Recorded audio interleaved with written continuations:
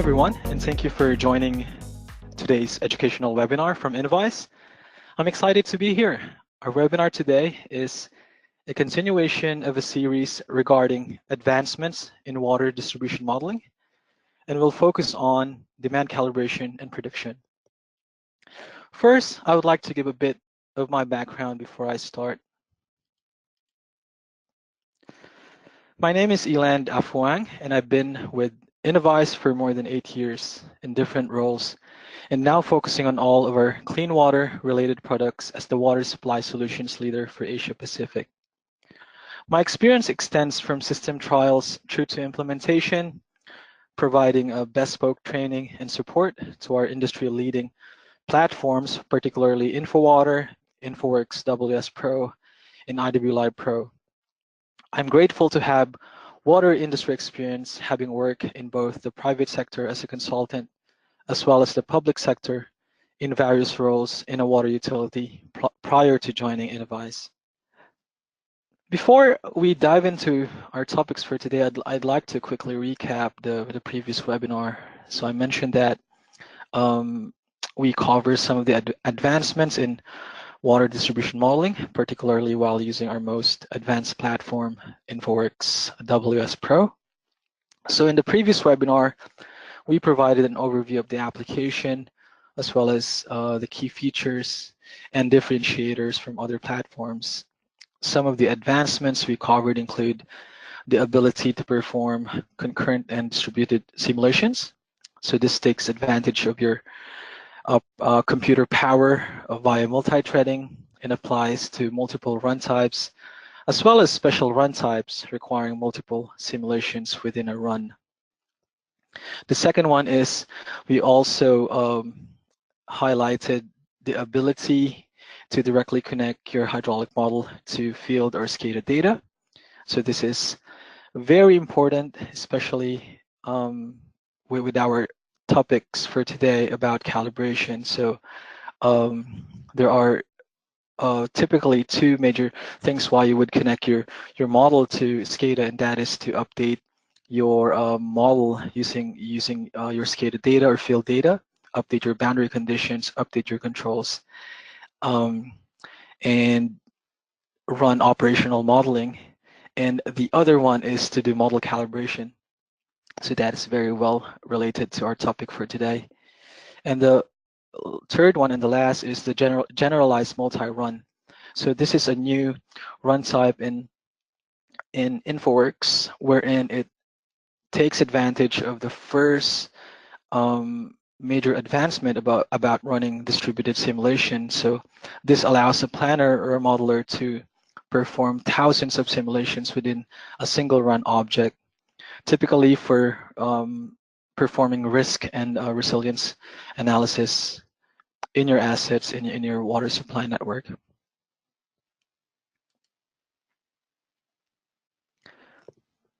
For today's agenda, we're going to cover demand calibration and prediction. This topic was the top poll getter on our What Would You Like to See Next during the last webinar. Hence, it is my pleasure to cover this topic for today. So we are going to cover 4 main discussion points. The first one is essentially very basic. We're going to review the key components of a water model, and we're going to relate it to the second discussion point, which is model calibration and general practices. Model calibration is quite a big topic. That's why we're just going to look into some definition, some general practices, and how it relates to what we intend to cover today, which is about more on demand calibration and demand prediction. And the third one is about demand calibration for offline modeling. So typically this is for planning purposes. So in the industry, it is a common practice to select a calibration day wherein it is normally the hottest day and driest day of the year. And if you live in Australia, that's about mid-Feb to late February of the year. And essentially, you would select a calibration day wherein you will perform calibration, a 24-hour dynamic calibration for your model. And the intent is mostly for planning or for doing master planning for the next 5 or 10 years. And the last one is about demand prediction, which is not just a 24-hour calibration, but rather a continuous process. So this is more applicable for operational forecasting. So we will cover the idea behind demand prediction and how can it be applied to our beloved hydraulic models.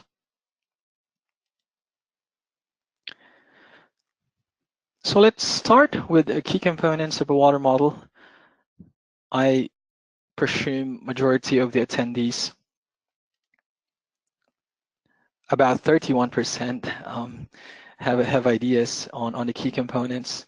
So generally speaking, hydraulic models are a digital mathematical representation of a real system, whether it is for a water supply network, sewer or storm drainage system. The intent is to mimic the physical network to facilitate calculation and or prediction in the system. For water supply models, you'd have 3 key components, namely your network, your controls, and demand. So your network would be your physical elements, for example, your pipes, pumps, valves, reservoirs. So they are your physical asset data that you're trying to represent in a model, normally coming from your GIS or your asset register. The second one is your controls, which is essentially your operational data. So it's your rules of behavior on how you are controlling your key assets in the system. So it also includes boundary conditions, for example, a reservoir or storage levels, as well as pump and valve, starting mode and in operation as well, if you're running a extended period analysis. So these information are mostly coming from your operations team and SCADA, or if documented, can come from your operations manual for every key asset. The third one, which we're going to focus on today, is about your demands. So in general, demand refers to the removal of water from a network. So it could be a combination of consumption, whether it's metered or unmetered, and leakage. It has 3 parts. So it includes the quantity, your consumption or leakage volumes, the location where it's taken out from the network, and the variability, which would be your patterns.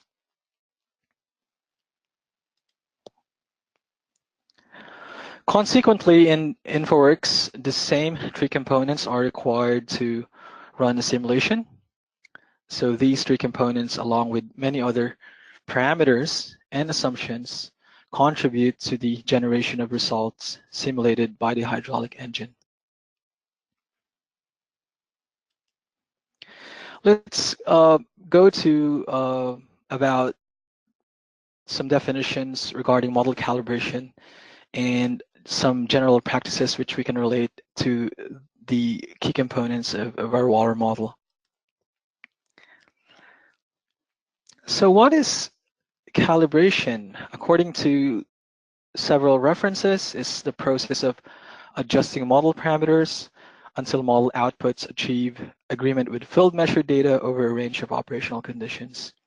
So the key phrase there is it's a process of adjusting model parameters.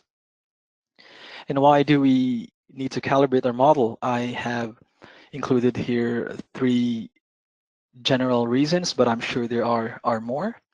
So the first one is about model effectiveness. We could presume that a hydraulic model is largely ineffective until it is calibrated. The accuracy of hydraulic model depends on how well it has been calibrated. So calibration is very, very important. Again, the intent of a hydraulic model is to represent a real system. So it will be problematic if you are using a hydraulic model and the outputs are not replicating what's happening in the actual system. The second one is about gaining that confidence in your hydraulic model.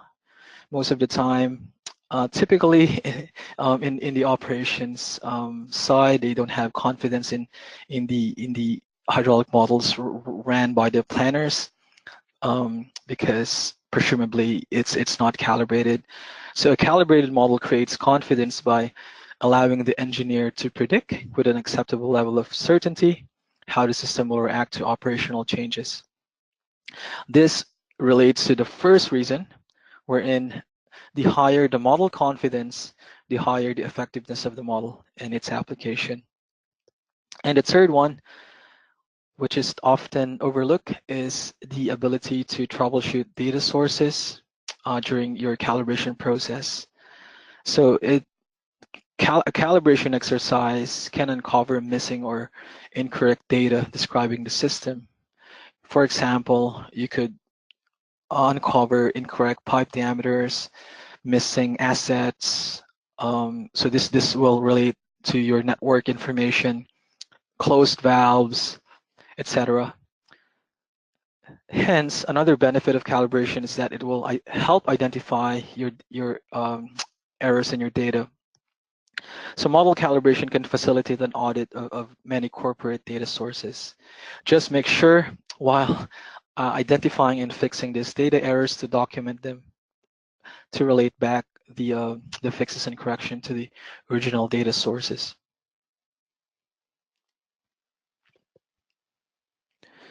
This slide relates to an IWLive journal with regards to trends in water distribution system modeling. As you could see, this is a survey which includes the past and current modeling issues challenging utilities and the trends. So the question is about what's the most technically challenging use of a hydraulic model. And as you could see here, 42% is about model calibration. The next is building and updating the model, which is also a significant amount of work. And the third is the development and analysis of scenarios.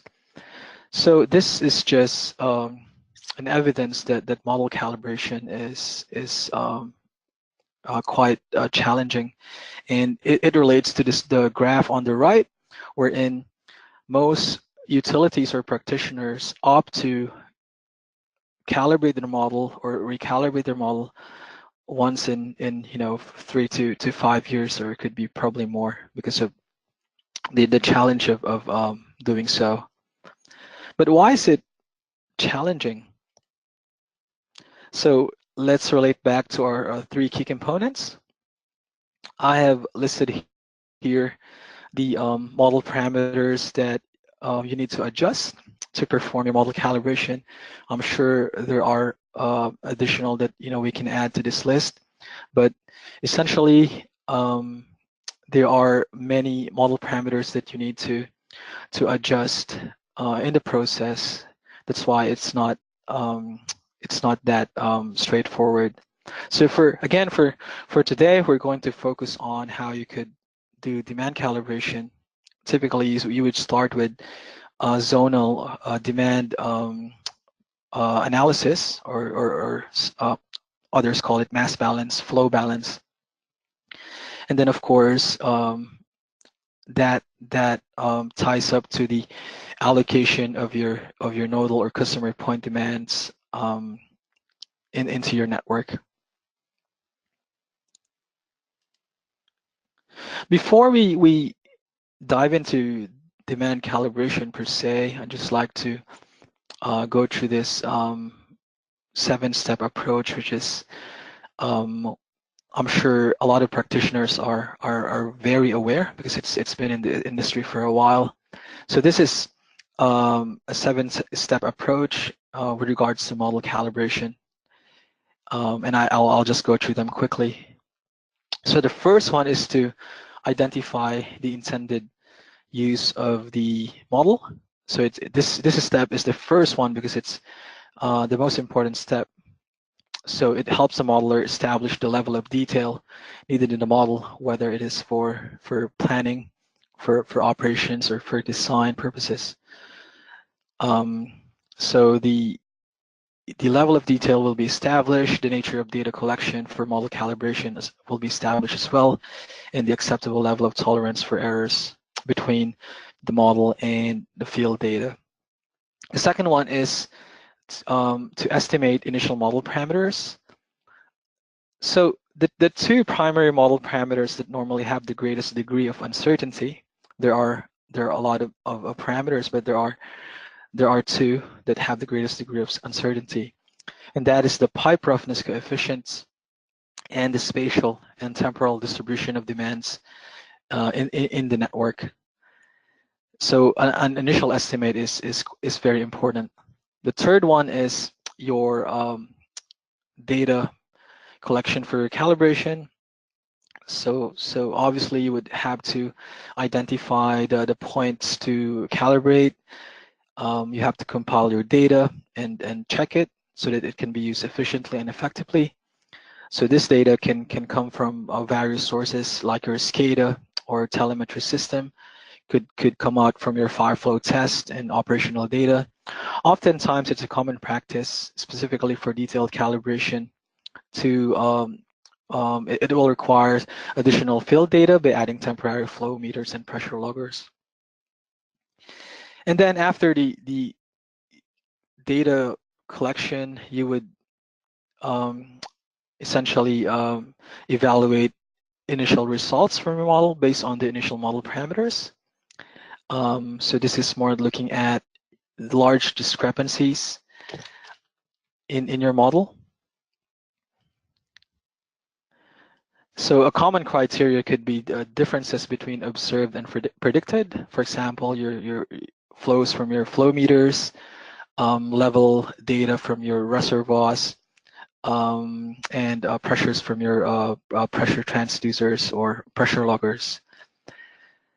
Many professionals agree that the model can be considered calibrated good enough when the results produced by the model can be used with confidence to make decisions, whether it's for planning or operational decisions, and the cost to further improve the model cannot be justified. So those are the first four, which are very important. The last three, I would say, is the actual calibration itself. So the first of the three, or the fifth step, is to perform a macro calibration or rough tuning. So this is the identification of large discrepancies, for example, 30% deviation, and what could be the causes of this deviation. Could be beyond your pipe roughness and nodal demand allocation. So it could be inaccurate pump curve or asset information. It could be a partially closed valve. It could be an incorrect zone boundary delineation, etc. So the only way to address such errors is to adequately review the data associated with the model. So the intent of this step is to bring the model versus observed to, say, less than 20% before the next two remaining calibration steps. The sixth one is to perform a sensitivity analysis. Oftentimes it's useful before jumping from rough tuning to fine tuning. So a sensitivity analysis, identify which parameters have the most significant impact on the model, as well as to identify the most likely source of model errors. And then last but not the least is to perform a fine tuning or micro calibration. So hopefully at this stage you would have sorted your network information, and as well as your demand allocation, your demand patterns, and fine tuning would typically involve your pipe roughness coefficients. It could be a manual process by trial and error, or it could be automated.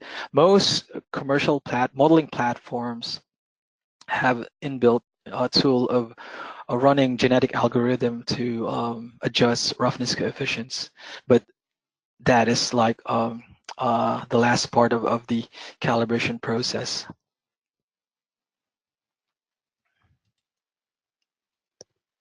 So relating back to our main topic, which is about demand calibration, we have mentioned that the two primary model parameters that normally have the greatest degree of uncertainty would be your pipe roughness coefficients.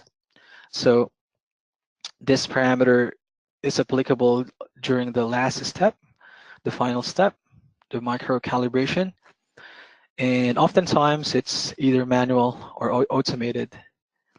And the second one is the spatial distribution and temporal variation of demands into the nodes. So unlike the first one, this is involved in majority of calibration steps. So it's really important to get this sorted in the initial estimation. And oftentimes it's manual, but it can be automated as well. So let's discuss about demand calibration. So demand calibration is very well related to demand analysis, and it's oftentimes synonymous to leakage analysis. Typically, there are two general categories. So it's either system-wide or top-down approach, or a distribution per zone or bottom-up approach. For our beloved water distribution models, of course, depending on the data available, the second category is preferred method, as it deemed to be more accurate. So you have to decompose your flows and properly allocate the demands per zone. So this is deemed more accurate by practice, rather than simply dividing your flows or demands to the whole system. So let's go quickly through each of these approach. So the first one is system-wide, and it's also called a top-down approach. Typically, it utilizes the IWA water balance, as you could see here in the figure in this slide. So the IWA task force produced this international best practice standard about 20 years ago, and essentially the intent is to facilitate for leakage management. So the way it works is you go from the left part of the figure. So you account for your system input volume, and then you break it down to several compartments before you would arrive to your revenue water and non-revenue water. So data sources to perform analysis can be from automated system like your SCADA, of course, and then your authorized consumption would be coming from your billing system, or manual field readings in the field. So this is more of a high-level approach, and oftentimes a standard approach if you're looking into a system-wide demand analysis or leakage analysis. The second one is the bottom-up approach, which is your distribution per zone. So this is applied via the district metered areas principle. So the concept of DMA management has been around for many years, for about 30 years. And it's first introduced in the UK. The idea is an area of the system, of the distribution system, is divided into a districts and defined by the closure of valves and establishing boundaries, and making sure that the quantities of water entering and leaving the districts or the zones are measured. And then, as you can see on the right figure, DMA management would require your subsequent analysis of your flow, particularly your minimum night flow. And then the purpose of that is to be able to calculate your level of leakage within the district. So this is a common practice and applicable as well if you are doing water distribution modeling. In terms of modeling this type of approach, so we have identified that demand is a key component of our model, and the preferred method is the bottom-up or the DMA approach. I have listed here 2 key process during your demand calibration. So the first one is the calculation of the unprofiled demand.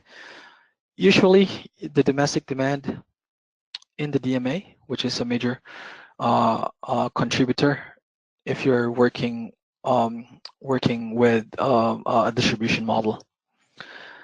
This unprofiled demand can be calculated by using field data, measured data from your flow meters or your district meters, and it's oftentimes broken into different components. The second key process is the estimation of leakage via minimum night flow. So the minimum night flow is essentially the time wherein the DMA experienced the minimum night flow. And from here, typically one would assume a minimal consumption of the properties in the area, and then the leakage is extracted from that.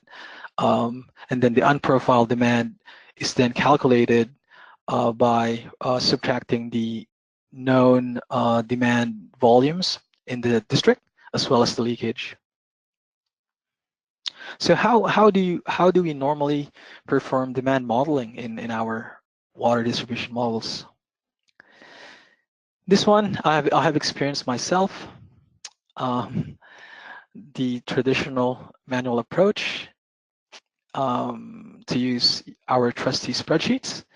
So typically you would, if you are performing a detailed calibration, you would perhaps engage a field of a flow and pressure monitoring contractor, deploying flow loggers and pressure transducers in the field, and then hopefully capturing 1 week of data during that hottest period of the year, and then you would collect the data from the loggers, put it into a spreadsheet, do some post-processing, as you guys would know that our hydraulics models run in particular time step, for example, half-hour or 15-minute time step. So you would need to oftentimes pre-process your data, massage your data, and then do your further calculation, decomposing your flows in the DMA. So it's a pretty common practice, and it's a manual approach. The results would be then imported to your hydraulic model. Typically, your time patterns, your diurnal profiles, prior to running your calibration. The other approach wherein you could automate it is by directly using some advanced tools in InfoWorks, wherein you could do flow balance and leakage analysis directly in the application. So the way it works is it will interrogate your key components, your network, your control, and your known demand profiles, for example, commercial, industrial, essentially non-residential profiles, as well as your field data, which you could directly import into the application. So one can run a preliminary simulation, and all these information will be carried out to perform the analysis. So typically you would select your calibration day, a 24-hour period, and then the application will automatically go through the following steps. So the first one is, if you run the analysis, it will automatically trace the DMA boundaries. So that is applicable whether you have 5 DMAs or 500 DMAs. The next one is it will use the field data that's imported in the application to calculate the time profile demand for every DMA in the network. And then it will identify the onset of the minimum night flow and obviously the value, and it will do some calculation, essentially estimating the leakage component of the total demand in the DMA, and eventually calculate the unprofiled demand in the DMA. So let me go to the application. So I would like to demonstrate how the tool works.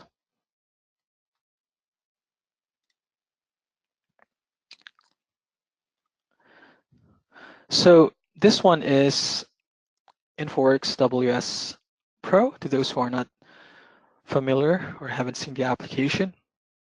So in here, I have my network, which is a pretty small, decent sized model. It's about 3,500 properties, about 1,500 pipes. In here, I have already run the analysis to save time. So I have here my network information, my control information, my known demand profiles, which I have just minimized for this demonstration, as well as some of my pressure and flow data I imported from the field. So in here, I ran the demand area analysis, and as you can see, there are 3 DMAs here. So I could quickly highlight the extents, the location of the DMA. So this is DMA 35. This is DMA 45, which is somewhere in the middle south portion of the network. And this is DMA 40. So the application automatically performs the trace for every DMA. Of course, you would need to set up your network for the application to do the automatic trace. So let's look at a particular DMA for demonstration. So let me just clear the selection here. So this one is actually the middle portion. So this one, DMA 45. So as you can see here, it automatically calculated the total length of mains, the inflows and the outflows, which will result into the net inflow. It's pretty straightforward, as well as it was able to automatically assign the average zone night pressure node, which is this one. This node represents the pressure that is the average pressure in the DMA, which is handy if you are doing DMA management. The unprofiled demand here, I have assigned an empty DMA profile. I call it DMA 45 domestic, as well as an arbitrary leakage profile.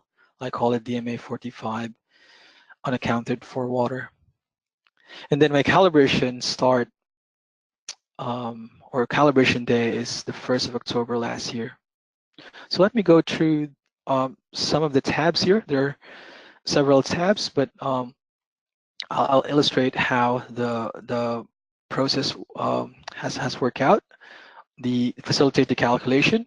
So in here, I mentioned that it will perform an automatic trace. So it selected a random node. It's called a seed node in the application. And then depending on the boundary conditions that you will enable, so in here I just enabled all the default.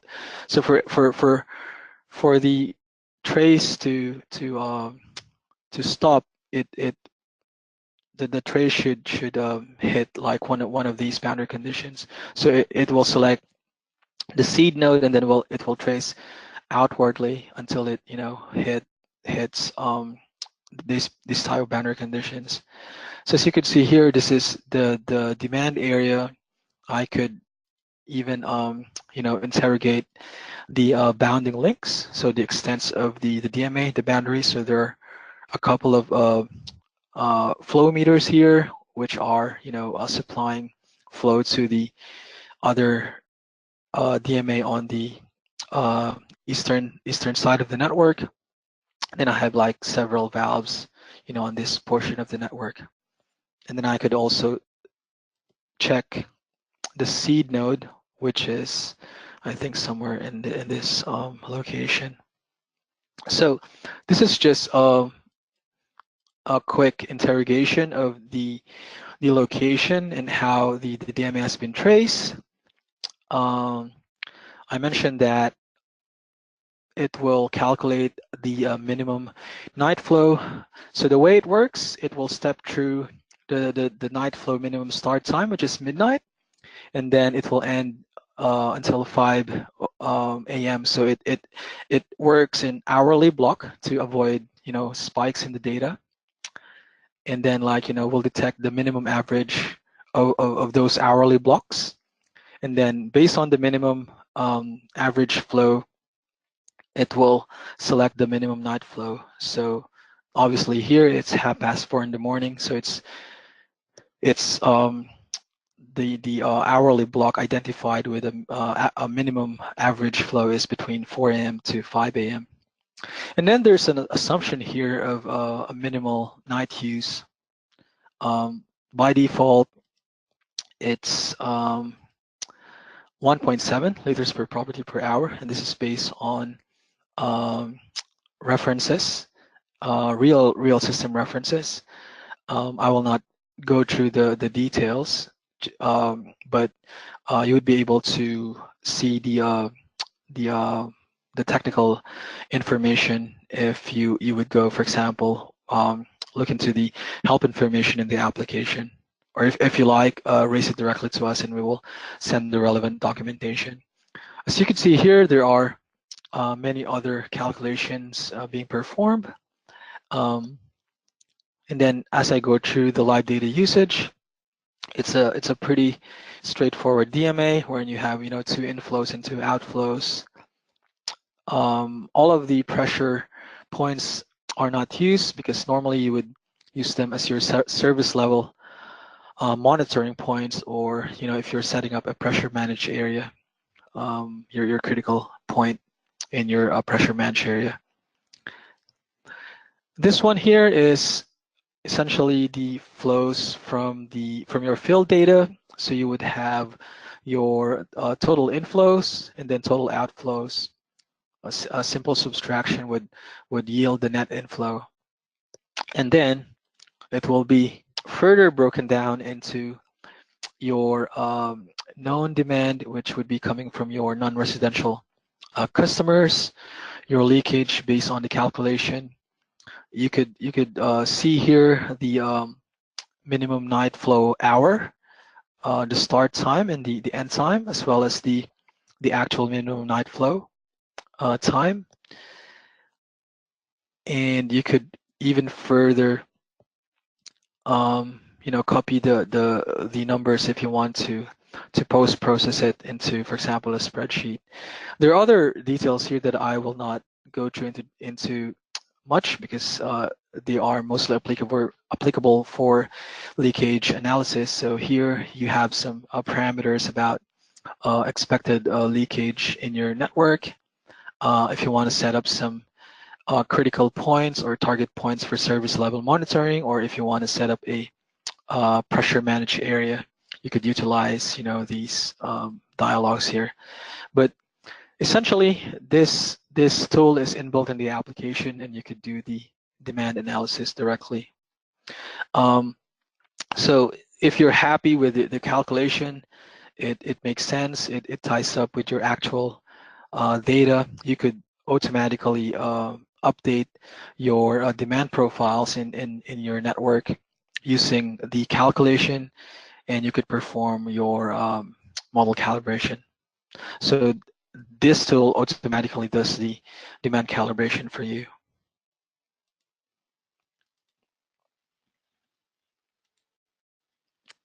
Let me just go back to my slide.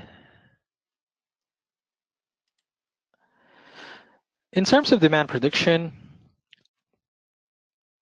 since we're dealing with distribution models, we're going to stick with the bottom-up DMA approach prediction. As I mentioned, it's not just a 24-hour period, so it is a continuous approach. So it's applicable for operational or real-time modeling. So we have an application called InfoWorks to be able to take your InfoWorks offline model, planning model, into the control room by connecting it to SCADA, as well as integrate it with DemandWatch, which is a demand predictor tool. So it does a short-term prediction for your DMAs.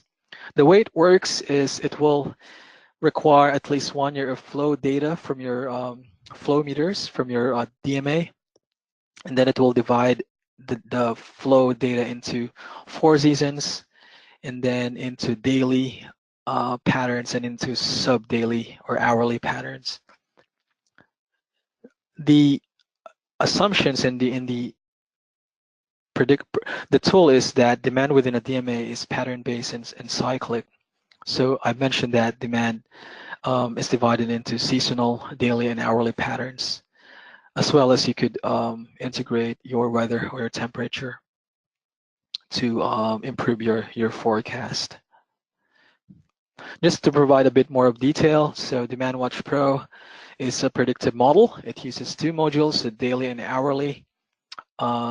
Each module has a periodic and persistence component to essentially take care of the cyclic, the averaging, as well as the short-term memory component. So your measured demand data will be fed into the regression model, and it will be broken down into daily and hourly. So let me just quickly demonstrate the application. So DemandWatch is a separate application from InfoWorks, but it doesn't do hydraulic modeling. It does regression analysis. And the main intent is to essentially forecast your total profile demands in your DMAs. So in here, I have arbitrarily added some feeds, would be your flow meters. So in here, you would require at least 1 year of flow data, and then you would click on train to run the regression analysis, and you can also verify the goodness of fit, check the error, root mean square error of your model if you do some verification. But essentially, you could assign your forecast time step, which will normally be the same as your hydraulic model time step, and you could enable the options to do the forecast. So as you can see here, it's properties for this particular flow meter, and it's actually quite open in terms of you see the Fourier transform regression parameters on the upper left portion of the dialog. Unless you know regression analysis, I don't encourage for you to play with these values. So this is for this particular flow meter. I mentioned that the application will divide the 1 year of flow data into seasons. So as you can see, there are different profiles for different seasons, as well as a seasonal temperature factor, as well as different days of the week.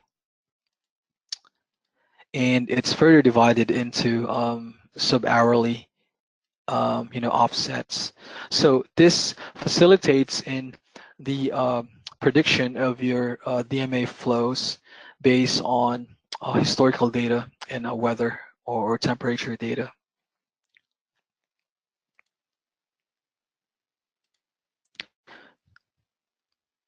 So the real power of this demand prediction tool is if you enable it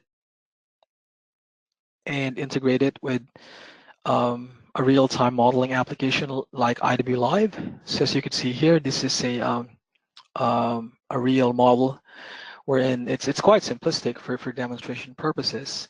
It's a single fed DMA. As you can see from this picture, the flow meter is located on that portion of the network on the northern western side of the network. And then as you can see on the graph on the right, the blue line is the simulated flows, while the green line is the actual flows in the district meter. So obviously this is a historical run, and I've made this simulation a 3-day historical run to verify the accuracy of the demand forecast. So the purpose again is to not just calibrate your model for 24 hour or for your calibration day, but run a continuous forecast daily for the next 2 days or so, and to be able to use it for operational modeling or operational forecasting.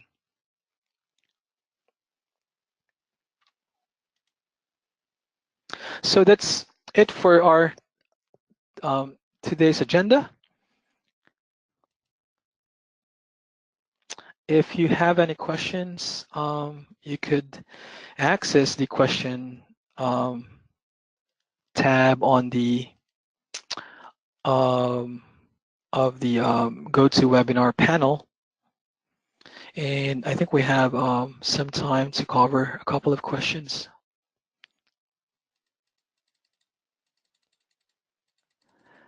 Wait a sec.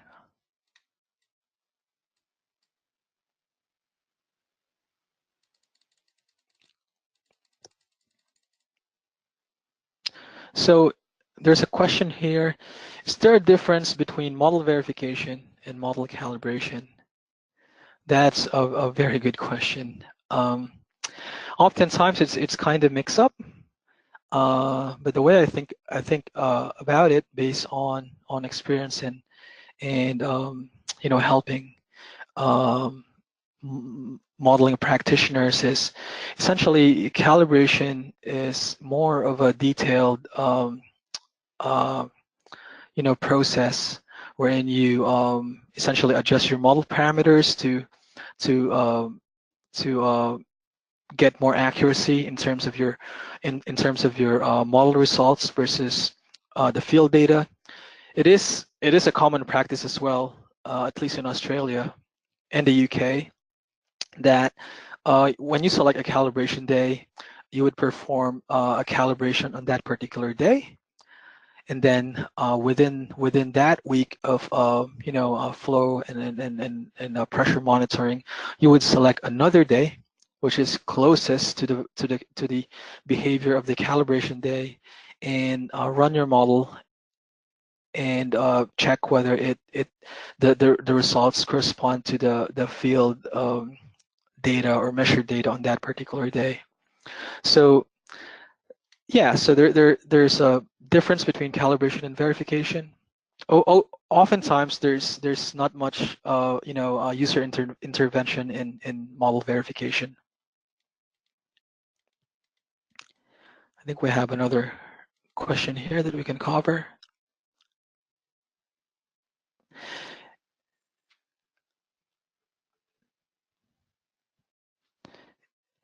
How is it difficult to convert a model to InfoWorks? I presume the reason for this question is the user is using a different platform, So depending on the platform that you are using, there are tools in the application wherein it can directly convert other modeling platform. Of course, you need to do some QA and QC to make sure that it mimics the previous or the model in the other application. But oftentimes InfoWorks, its hydraulic engine is more intricate, so it mimics actual operation, especially of your key assets, and not just simplify your hydraulics. So what I find based on experience is that yeah, obviously you would do some conversion initially, do some QA and QC, but you would need to do some work as well in to make sure that you are capturing the actual operational performance of your key assets in the network. I think we need to stop from there just for the sake of time. Thanks, guys. There are other questions, so feel free to send it through to us after this webinar, and we would be happy to get back to you. And that's it from us today. Again, thank you very much for joining us. And if you have any questions again and would like to know further, feel free to contact us directly. I have my email address here in this slide, or reach out to our website. Thanks again, and I hope you have a great day.